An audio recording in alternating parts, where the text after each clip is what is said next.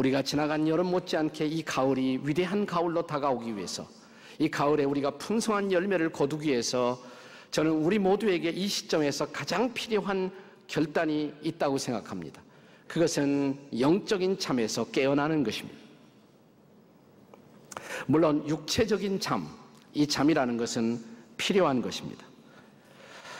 저는 잠을 잘 자는 것, 이것은 우리의 건강에 아주 필요하다는 사실을 잘 인지하고 있습니다.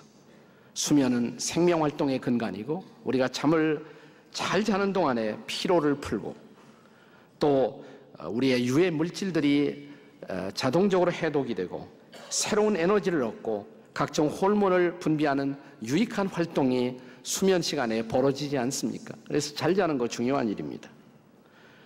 그래서 성경도 여호와께서 그 사랑하는 자에게 잠을 주시는도다라는 말씀을 기록하기도 했습니다.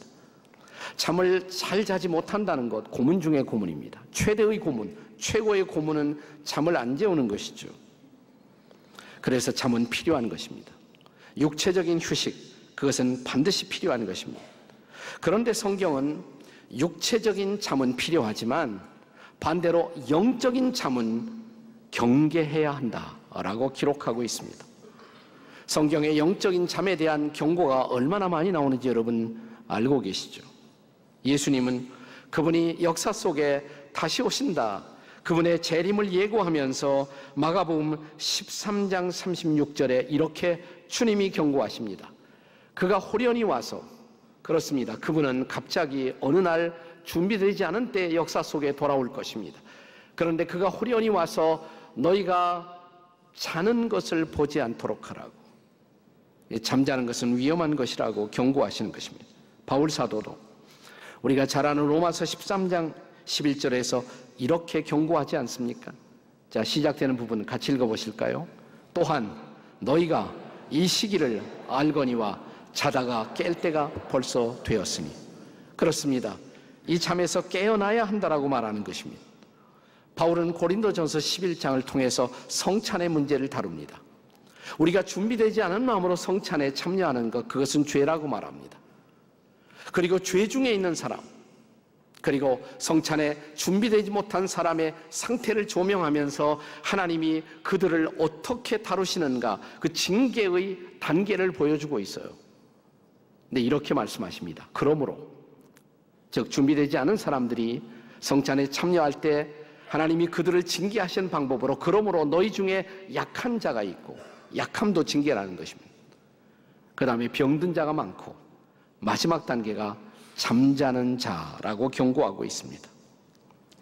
영적으로 잠다는 것은 위험한 일입니다. 그것은 죽음으로 가는 길인 것입니다. 그런데 십자가를 통과하고 예수를 믿고 믿음의 순례길을 걷는 성도들도 종종 인생의 길에서 잠에 빠질 수가 있다는 것을 아십니까, 여러분? 이걸 보여주는 것이 바로 철로역정이에요. 조한 번야는, 자, 이제 주인공인 순례자 크리스찬이 십자가 언덕에 도달했을 때 거기서 죄사함을 받고 의의 옷을 입고 그리고 성경을 선물로 받습니다. 그러나 이것은 순례길의 마지막이 아니에요. 새로운 시작에 불과해요. 자, 십자가를 통과하고 주인공 순례자 크리스찬이 얼마 길을 가지 않아서 길바닥에 누워있는 세 사람을 발견합니다. 이 세 사람이 다 다리에 쇠사슬을 칭칭 감은 채로 누워서, 길바닥에 누워서 졸고 있는 것입니다. 바로 순례자들 가운데 이런 사람들이 있을 수 있다는 하나의 경고죠. 이 잠자고 있는 사람들의 모습을 조한 번연은 잠언 23장 34절의 말씀을 통해서 보여주고 있습니다. 한번 같이 읽겠습니다. 시작. 너는 바닷 가운데 누운 자 같을 것이요, 돛대 위에 누운 자 같을 것이요. 자기들은 잠든 것이 얼마나 위험한지 몰라요. 마치 낭만을 즐기는 바닷가에 둥둥 떠 있는 사람처럼 잠들어 있는 것입니다. 그것은 낭만이 아니라는 것입니다. 그것은 사망 직전의 상태라는 것입니다. 그것은 위기라는 것입니다. 그렇다면 종종 믿음의 순례길에서 사람들이 영적인 잠에 빠져드는 원인이 도대체 무엇일까요? 조한 번연은 이 잠들어 있는 세 사람의 이름을 통해서 우리가 영적으로 잠에 빠져드는 원인들을 추적하고 있습니다. 이 세 사람의 이름이 해답이에요. 그것이 바로 우리가 영적으로 잠에 들어가는 원인인 것입니다. 첫째 사람, 이 잠든 사나이 첫 번째 사람의 이름은 원본에 보면 심플로 되어 있어요. 심플. 이 단어는 단순함 이렇게 번역할 수도 있지만 혹은 내용상으로 보면 우매함 이것이 더 옳습니다. 단순은 좋은 의미로 쓰일 수가 있어요. 저는 단순성을 사랑합니다. 그러나 단순히 나쁜 의미로 사용될 수도 있어요. 우리가 지나치게 단순해서 뭔가 사물을 분별할 수 있는 능력을 잃어버린 상태의 단순, 이건 나쁜 것이죠. 그래서 어떤 철로 역정에 대한 현대적인 새로운 번역은 심플한 단어 대신에 아예 foolish, 어리석다 이런 단어로 번역한 사람도 있습니다. 요즘 우리가 유행하는 말로 쓰자면 이런 사람을 가리켜서 단무지 인생 이렇게 말할 수가 있어요. 단무지 인생, 단순 무식 지랄 인생, 이게 단무지예요. 단무지 인생. 네. 그는 자기 앞에 있는 위험을 보지 못하고 살고 있는 사람입니다. 그는 마치 자각 증상을 인지하지 못하는 환자의 모습과도 같은 것입니다. 대부분의 암 치료가 어려운 것은 자각 증상이 없다는 것입니다. 우리가 자각 증상을 인지하기 시작했을 때는 이미 때가 늦은 경우가 많다는 것, 이것이 암 환자를 바라보는 우리들의 안타까운 모습이 아니겠습니까? 자, 순례자 크리스찬이 이 첫 번째 사내를 흔들어 깨우자 이 사람의 반응이 뭔지 아세요? 도대체 뭐가 위험하다고 나를 깨우고 난립니까? 도대체 무슨 일이 벌어졌단 말입니까? 뭐가 위험해요? 근데 영어 원본에는 사실은 단순한 내용으로 되어 있어요. I see no danger. 나는 위험을 보지 못한다. 왜 깨워 그런데? 이게 이 사람의 응답이에요. 오늘 신앙 순례의 여정을 지나는 우리 가운데 이런 사람이 없을까요? 내 인생에 분명히 위험 신호가 있는데, 그래서 주님이 누군가를 통해서 지금 잠들어 있는 나를 흔들어 깨우고 있는데 이것을 전혀 인지하지 못하는 내 모습, 이런 사람 없을까요? 우리 중에? 우리 교회에서는 큐티를 매우 중요하게 강조해 왔습니다. 큐티를 강조하는 이유가 어디에 있다고 생각하십니까? 날마다 큐티한다는 것, 날마다 경건의 시간을 갖는다는 것, 그것은 날마다 자기 자신을 돌아보는 성찰의 시간을 갖는 것입니다. 그런데 그 시간이 없다면 어떻게 될까요? 자기 성찰이 없이 인생을 산다면 며칠 혹은 한 달 혹은 몇 달 자기를 돌아봄이 없이 산다면 어느 날 내가 영적인 잠에 빠지고도 그 상태조차 알지 못해요. 자기가 영적으로 위험한 지경에 처해 있다는 것을 알지 못하는 사람들, 자기 성찰이 없는 결과인 것입니다. 바로 이 첫 번째 사나이 단순씨 혹은 우매씨, 그가 길바닥에서 쇠사슬에 자기의 발목이 매인지도 모르고 거기에 누워서 잠들어 있는 모습, 바로 이런 상태인 것입니다. 왜 이렇게 되었다고요? 다시 한번 이 사람의 상태를 우리는 잠언 5장 22절, 23절의 본문에서 보도록 하겠습니다. 같이 읽겠습니다. 다 같이 시작. 악인은 자기의 악에 걸리며 그 죄의 줄에 매이나니 그는 훈계를 받지 아니함으로 말미암아 죽겠고 심히 미련함으로 말미암아 혼미하게 되느니라. 이거 첫 번째 사내의 정확한 상태예요. 자기가 만든 악이 스스로 자기 발목을 매는 쇠줄이 되었어요. 근데 그걸 알지 못해요. 혼미한 상태 속에 있어요. 네, 미련하기 때문에. 이것이 바로 첫 번째 사내의 모습인 것입니다. 지금 내 영적 상태가 이런 미련함의 위기에 처한 사람 없을까요? 아니, 내게 무슨 문제가 있어? 나 잘 살고 있는데. 이게 바로 오늘 이 위험의 상태 속에 처해 있는 사람들의 모습, 소위 단무지 인생의 실존인 것입니다. 옆에 사람 보시고 혹시 단무지가 아니신가요? 물어보시겠습니다. 시작. 혹시 단무지가 아니신가요? 물어보려면 물어봐요 좀. 네. 두 번째 사람, 우리는 두 번째 잠든 사람에게서 우리가 영적 잠에 빠져드는 두 번째 원인을 발견할 수가 있습니다. 이 두 사람의 이름을 존 버녀는 영어로 sloth라는 단어를 쓰고 있습니다. S-L-O-T-H, sloth. 게으름 혹은 나태함, slow라는 것도 바로 이 단어에서 나오는 것입니다. 네, 게으름, 나태함. 번연은 이 두 번째 사내를 묘사하면서 틀림없이 잠언 6장 9절과 10절의 본문을 기억하고 있었을 것입니다. 우리 다시 한번 읽겠습니다. 다 같이 시작. 게으른 자여, 네가 어느 때까지 누워 있겠느냐? 네가 어느 때 잠이 깨어 일어나겠느냐? 좀 더 자자, 좀 더 졸자, 손을 모으고 좀 더 누워 있자 하면, 오늘 아침에 그러지 않았습니까? 네, 조금 더 눕자. 네. 그래도 오전 예배에 참석하는 사람들은 괜찮은 분들이에요. 오후 예배에 참석하는 분들 중에서 그런 분들이 적지 않습니다. 네. 자, 이 두 번째 사내를 흔들어 깨우자 이 사람의 반응이 뭔 줄 아세요? 원문 그대로 읽어보겠습니다. 원문에는 이 사람이 이런 반응을 보입니다. Yet a little more sleep, just a little more sleep. 조금만 더 자게 내비둬. 이런 뜻입니다. 조금 더 자게 내비둬. 세상에 무슨 일이 생기든 상관없다는 것입니다. 나만 조금 더 자면 된다는 것입니다. 이런 사람들을 요즘 유행하는 말로 말하면 어떤 사람이냐? 소세지 인생이에요. 소세지 인생. 이건 뭐냐? 소박 맞고 세상 등진 지랄 같은 인생.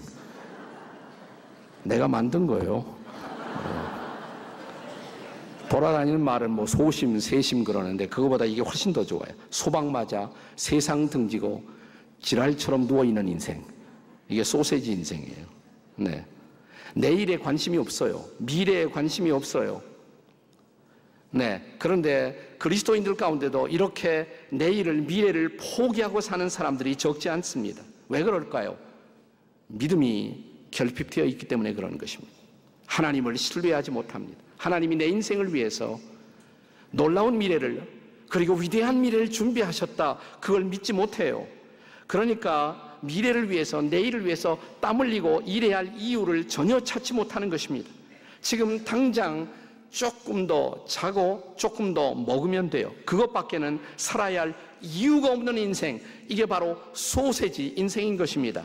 자, 옆에 사람에게 다시 한번, 혹시 소세지는 아니신가요? 다 같이 시작. 해봐요 좀. 이런 거 해라도 절대로 안 하는 사람이 바로 소세지. 고개 봐. 네. 네. 이런 소세지 인생을 향한 경고가 도대체 뭘까요? 잠언 6장 11절을 보겠습니다. 함께 읽겠습니다. 시작. 내 빈궁이 강도같이 오며 내 곤핍이 군사같이 이르리라. 결국 이런 게으름, 나태함은 그 게으름을 즐길 수 있는 사치를 결국 빼앗아가 버리고 마침 처절한 가난 앞에 직면할 것이라는 경고인 것입니다. 그래서 잠언 기자는 이런 사람을 위해 하나님이 보내신 교사가 있다고, 우리는 그 교사에게서 배워야 한다라고 말합니다. 잠언 기자는 그 교사가 바로 개미라고 말합니다. 개미 교사. 잠언 6장 6절이죠. 같이 읽겠습니다. 시작. 게으른 자여, 개미에게 가서 그가 하는 것을 보고 지혜를 얻어라. 우리가 개미 교사에게 배워야 할 지혜의 본질은 도대체 뭘까요?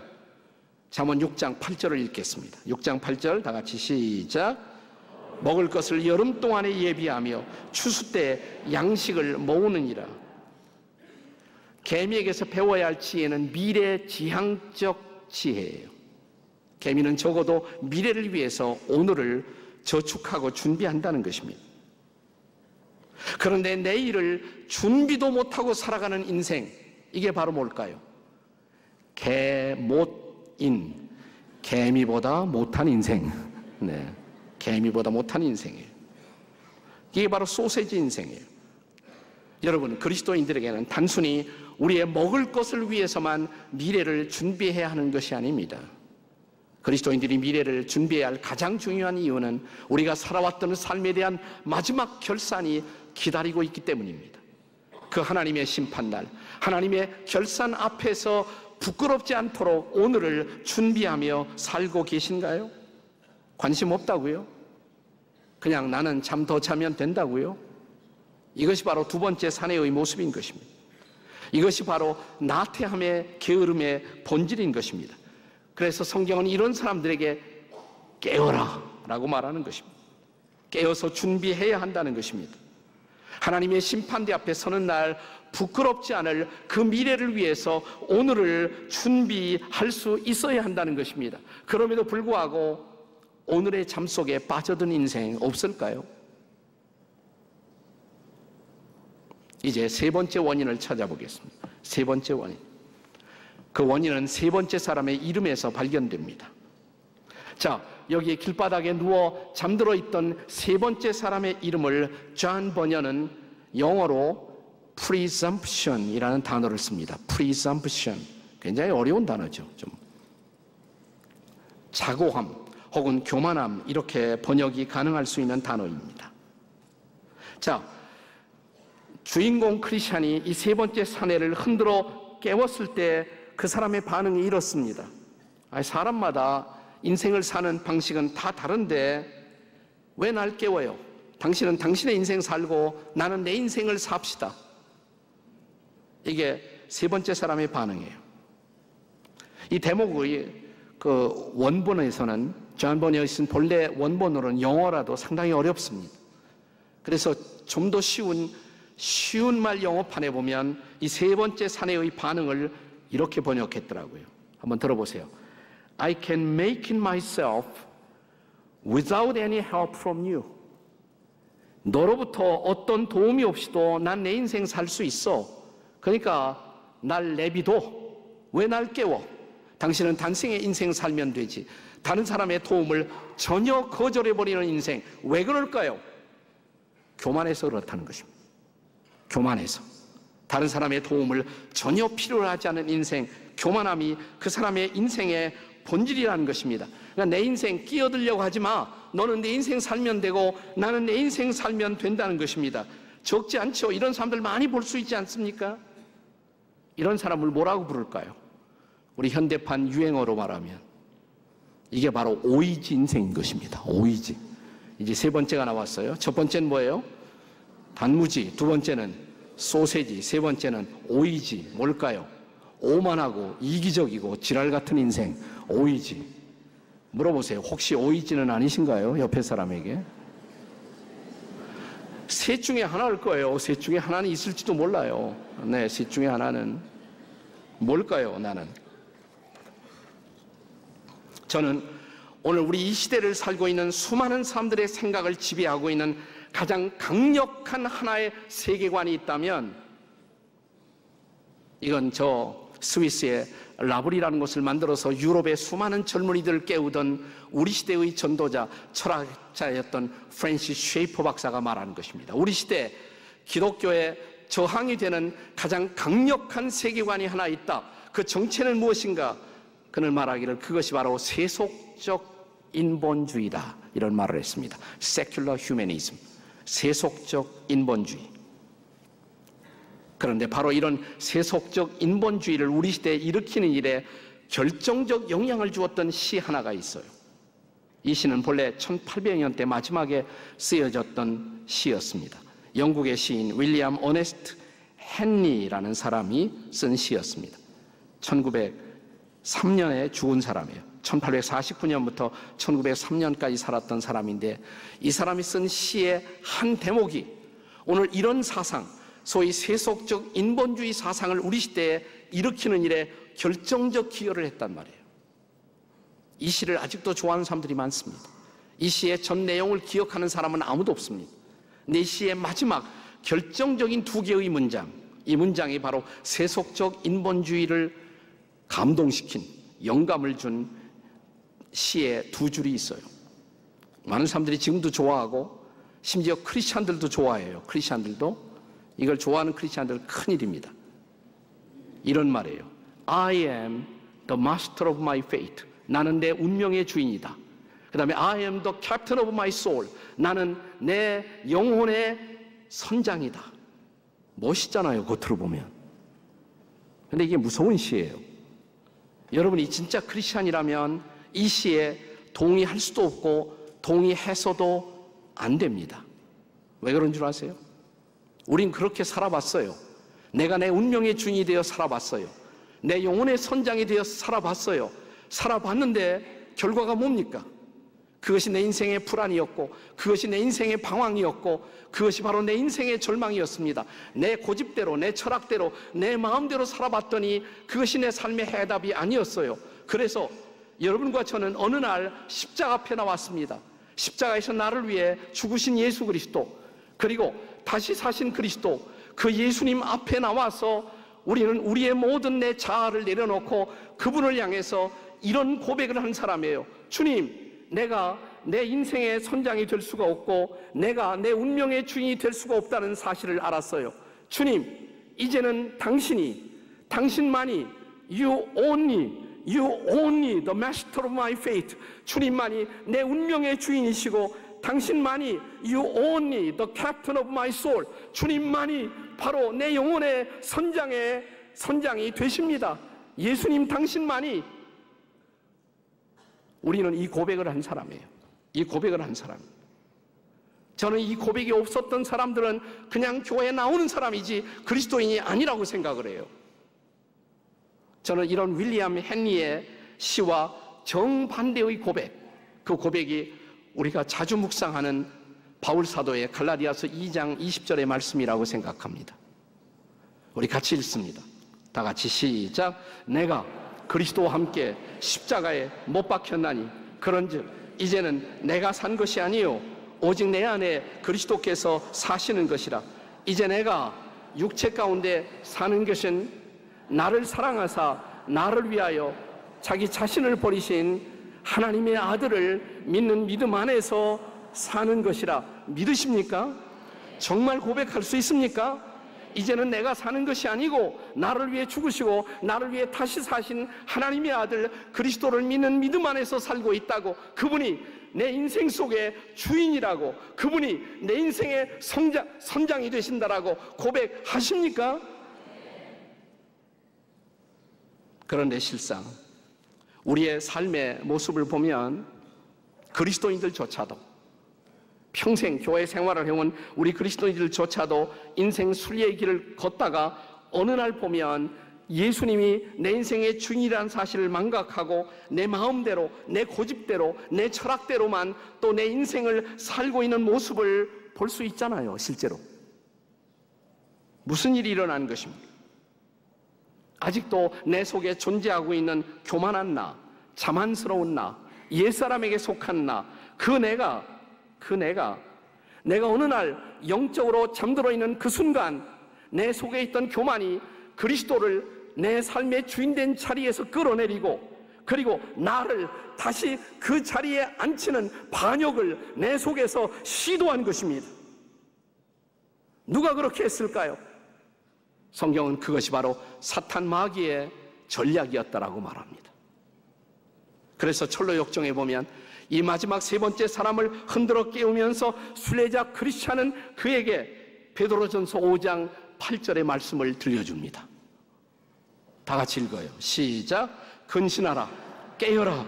너희 대적 마귀가 우는 사자같이 두루다니며 삼킬 자를 찾느니라.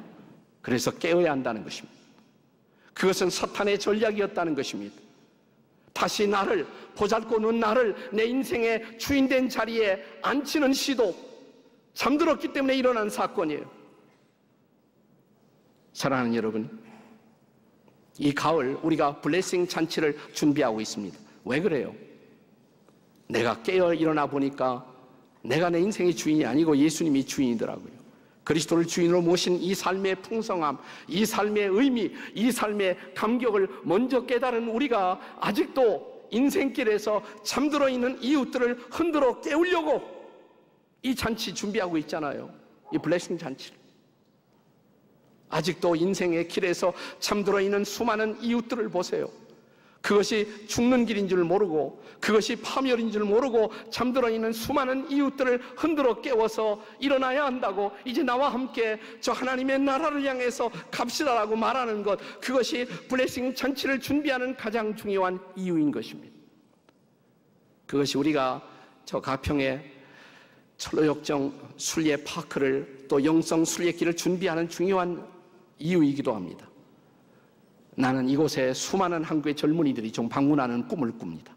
뿐만 아니라 아시아의 수많은 사람들이 이 파크에 와서 이 순례길을 산책하면서 거기서 영적인 잠에서 깨어 일어나 주님을 바라보고 하나님의 나라를 보고 다시 일어서는 놀라운 경험, 이런 영적 학습과 부흥이 일어나는 장이 될 수 있도록 나는 여러분이 꼭 기도하시고 후원해 주시기를 부탁드립니다. 가을입니다. 위대한 가을입니다. 이 가을 아름다운 열매를 맺을 수 있도록 저와 여러분이 이 블레싱 축제를 통해 우리도 깨어나고 또 수많은 사람들을 깨워 일으키는, 그래서 수많은 영혼들을 주님 앞으로 모아드리는 이 축제의 가을이 될 수 있기를 주의 이름으로 축복합니다. 기도하시겠습니다. 같이 다 일어나 기도하시겠습니다. 자리에서 일어나서 함께 기도하시겠습니다. 그렇습니다. 이제 제 마음을 작정할 것입니다. 깨어 일어나 내 영혼 주를 찬양하며 기도하며 또 이 길에 잠들어 있는 수많은 우리의 가족과 친구와 이웃들을 깨워서 함께 갈 것입니다. 위대한 가을, 풍성한 가을, 아름다운 가을이 되도록 우리의 영혼들을 깨워주시고 주님이 우리의 마음속에 부어주시는 거룩한 영으로 충만한 가을이 되도록 도와주시옵소서. 예수의 이름으로 기도하옵나이다. 아멘.